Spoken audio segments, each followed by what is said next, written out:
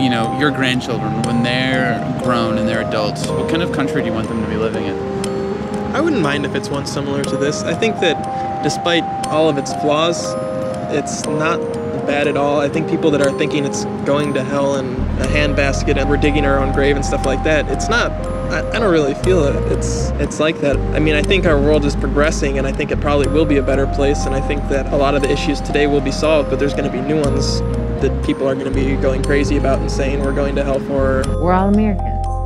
With everything going on, you know, love should be more in the air than anything else. I don't know. You know, the headlines will have all the bad things, and but I still have hope in America. I guess the fact that people have hope and that, you know, we are willing to try to work to make things better, it's inspiring. But there is hope. I always have hope. Why live if we don't have hope? You know, why have children if you don't think there's going to be hope? But it's really not a bad place. Just looking around here, you know, there's thousands of places just like this in the country, and why wouldn't you want your grandchildren growing up something like that, you know?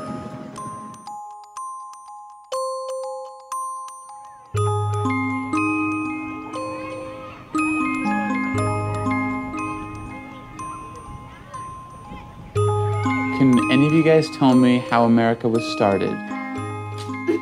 Okay. Started when the Indians found it. And the first people to immigrate here were the Pilgrims, I believe. Because the king asked for taxes. For tea. With the 13 colonies, kind of started their own thing. Boston Tea Party. We don't want your cruddy tea. Then it got bigger and bigger, and then it's America. Who was the first president? George Washington. George Washington. Are we getting paid for this? Tell me some of the things you can do in America that you can't do in another country. You can pray. If we're not paid, we quit. Pray. I always said that. Keep stealing my ideas. Running around is crazy. It's not like communist or stuff. Can you guys tell me what is a Democrat? The opposite of a Republican. I know it, but I forgot. What's a Republican? My grandma was one. Person who lives in the public. No. I don't know either. Don't look at me.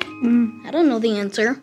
I like living in America because we're not very prejudiced. And like other countries, rulers tell people what job you're gonna do, where you're gonna live, what you're gonna do every little second. But here, you can live where you want, you're free to work where you want, and do different types of work. Dad, would this be considered a good one? Okay. Here's a big cucumber for you, it's a little dirty. Thank you so much. You're welcome.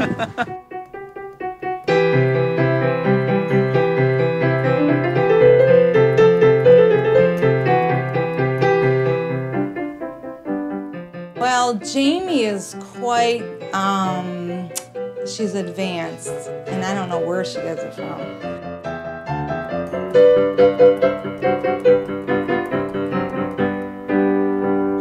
Harvard. I want to work really hard to get to Harvard.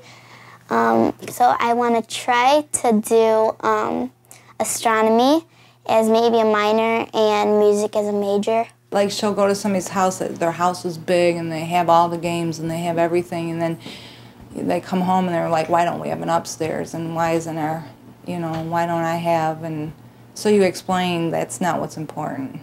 There's there's actually like millions of different types of chickens, but we have 4 kinds. That's my favorite one. That just flew out. A melting pot, they use that expression when different races come together and be one and united, and like when you're not prejudiced or when you're not against each other. And that's what makes America beautiful, I think. Like, don't think of someone of a different race as a weird person. You think of them as a kind person who's just a different race, and you should respect that in America. And I think that's what America should be, not prejudice, and they should love one another and do what they would want done to them. Like, I'm only 10, but still it makes me feel that I'm an important part of America and that I'm important in this country and that I have a big job ahead of me and I want to work towards it.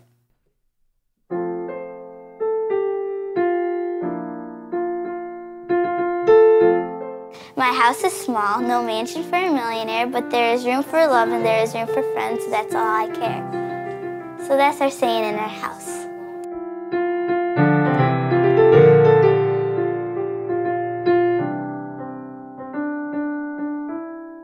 Are we reality?